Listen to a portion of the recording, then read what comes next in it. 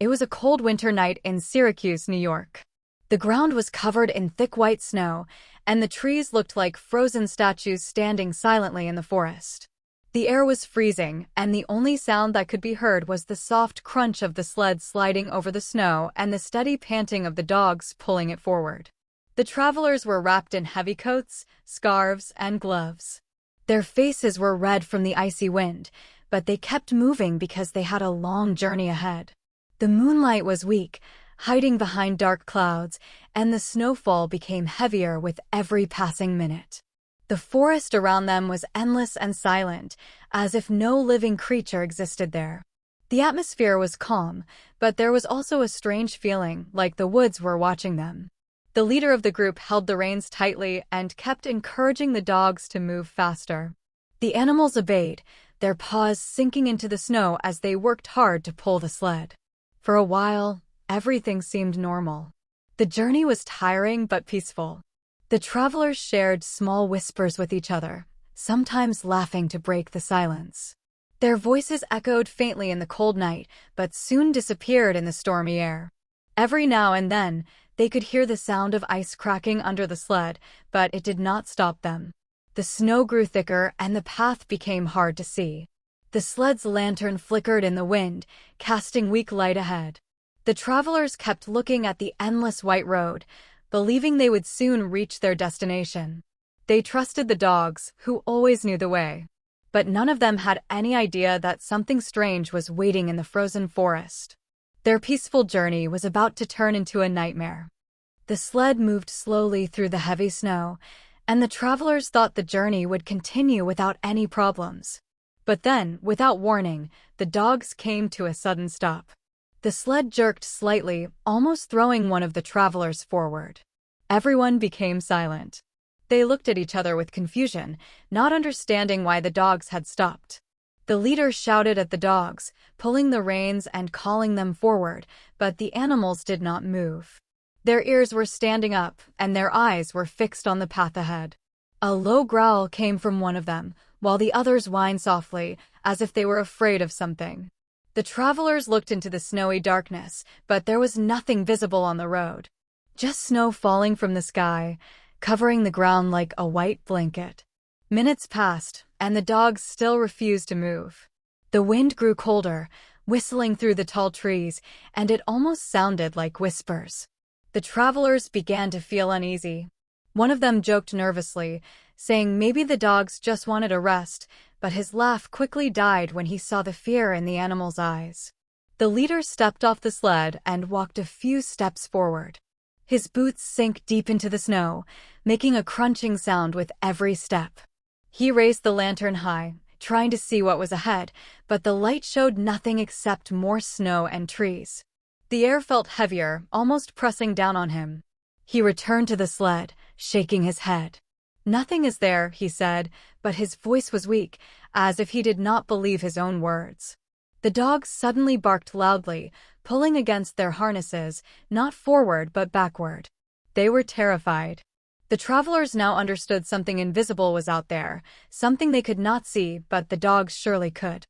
The travelers sat quietly on the sled, shivering, not only from the cold, but also from the strange fear that was growing inside them. The dogs still refused to move forward. Their eyes were fixed on the empty space ahead, but to the travelers it looked like nothing was there. Only endless snow falling from the dark sky and the tall trees standing like black shadows on both sides of the path. Suddenly, the wind grew stronger, sweeping through the forest. It carried with it a strange sound, almost like whispers. At first, the travelers thought it was just the sound of the storm, but soon the whispers became clearer. It was as if many voices were speaking at the same time, soft and low, but impossible to understand. The air grew colder, and one traveler pulled his coat tighter, whispering, "Do you hear that?" Another nodded slowly, fear on his face. "Yes, it sounds like people." But when they looked around, no one was there. The lantern's weak flame flickered violently, as if an unseen breath had blown on it.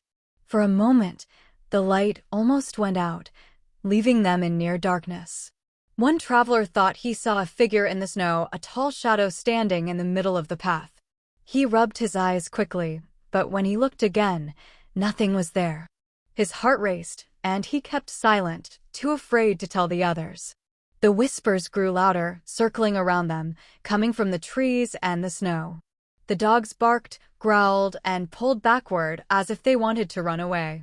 Their fear was real, and that made the travelers even more terrified. Though the path looked empty, everyone could feel it. Something was there in the snow. Something unseen, watching them closely. The travelers had never seen their dogs behave like this before.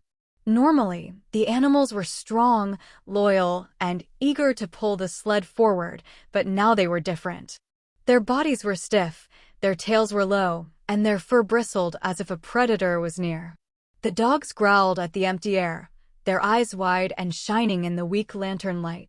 Some of them whined and crouched low, pressing their bellies against the snow as if trying to hide. The leader tried to calm them, speaking softly and patting one of the dogs on the head, but the animal flinched and pulled back, refusing to be touched. Its teeth were bared, not at the man, but at the space in front of it. The travelers exchanged nervous glances. If even the dogs were terrified, then something was truly wrong. The sound of the storm grew stronger, and the voices in the wind returned, colder and sharper than before. The dogs barked wildly, pulling at their harnesses, not to go forward but to escape backward. Their fear filled the night, echoing through the silent forest. One dog suddenly howled, a long, painful cry that made the travelers' blood turn cold. It was the kind of sound an animal makes when it senses death. The travelers felt helpless. They could not see anything ahead, but the way the dogs stared and refused to move made it clear that something invisible stood in their path. One of the travelers whispered, "They see it, whatever it is." The leader gritted his teeth, trying to stay strong, but even he could feel the weight of unseen eyes on him. The air felt alive, heavy, and unnatural. The dogs kept trembling, and the travelers finally realized that the animals were warning them. Something was out there, hiding in the snowstorm, and it was closer than they wanted to believe. The travelers tried to convince themselves that it was only the storm making the dogs act strange. But soon, something happened that froze their hearts with fear. In the blowing snow, faint shapes began to appear. At first, they looked like tricks of the eyes, dark smudges moving between the trees. The travelers blinked, rubbed their eyes, but the shadows were still there. One of them gasped. "Did you see that?" he whispered.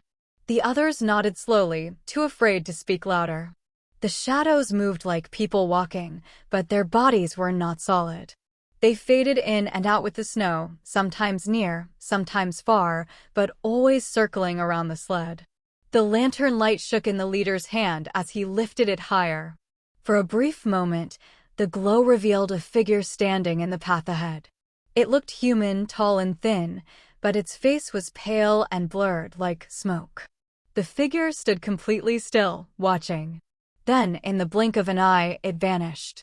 The travelers' breaths grew faster, visible in the icy air. Fear clutched their chests. "This isn't real," one of them muttered, but deep inside he knew it was. Suddenly, one traveler felt something cold brush against his shoulder. He spun around, but there was no one behind him. His heart raced, and he whispered shakily, "Something touched me." The others stared at him, their faces pale, their eyes wide with terror. The dogs barked furiously, their bodies pulling backward with all their strength, as if they wanted to escape the forest. The shadows moved again, closer this time, their forms clearer, almost human but not quite. Their eyes glowed faintly in the dark like dying embers. The storm howled, and the shadows seemed to multiply, surrounding the travelers. It was clear now, the forest was not empty. They were not alone. Something unnatural was walking with them in the snow. The travelers were trembling now, their breaths quick and shallow, their eyes darting from shadow to shadow. The dogs growled low, their bodies pressed against the snow, refusing to step forward. The forest no longer felt like a simple path through Syracuse, it felt like a graveyard. The whispers in the wind grew stronger, echoing in strange tones that seemed to rise from the ground itself. One traveler bent down, scooping up some snow from the path. Underneath the thin white layer, he saw something dark. He brushed away more snow with his gloves, and his face went pale. Beneath the ice were stones, old, cracked stones shaped like markers. They were gravestones, hidden under years of snow and ice. His voice shook as he said, "This isn't just a forest. We're standing on a burial ground." The others stared in disbelief, but soon they began to notice strange carvings on the stones, faded names, dates, and symbols no one could read. The realization hit them like a knife. They were disturbing a place of the dead. The whispers grew louder, now sounding like cries and moans.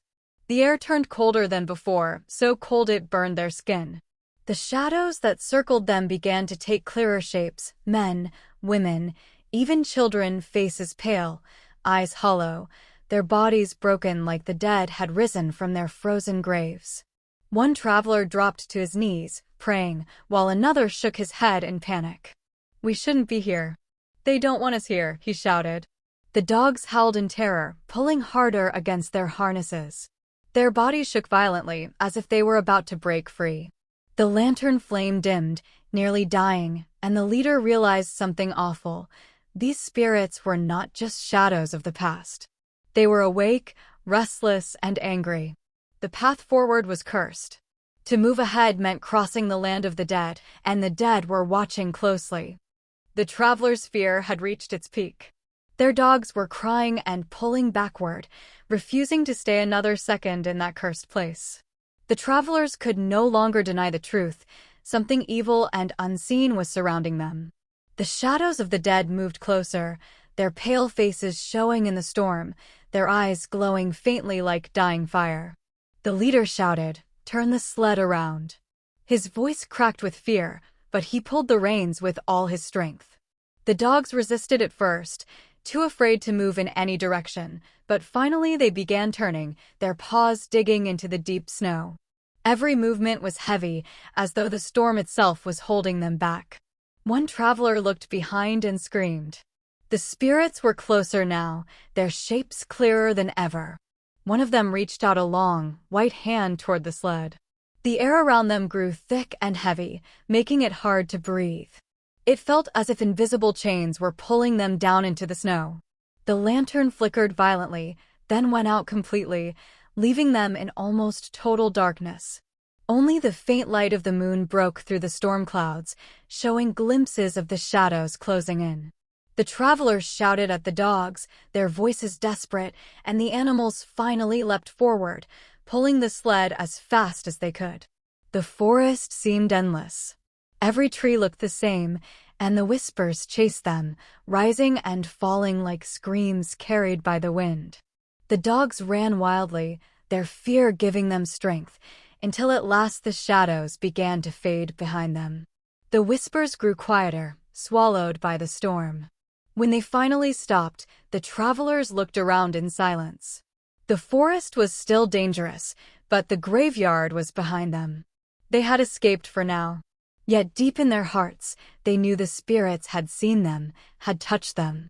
The curse of the snowy graveyard would never truly let them go. And so, the travelers escaped the snowy graveyard of Syracuse, but their journey was never the same again. The whispers of the dead still echoed in their ears, and the dogs often froze in fear whenever the wind howled. Some say those spirits still wander in the storm, guarding their frozen graves, waiting for anyone who dares to cross their land. If you ever travel through those silent woods in winter, and your path suddenly grows colder, remember this story. Because sometimes, in the snow, it is not the cold you should fear, but the unseen eyes that are always watching.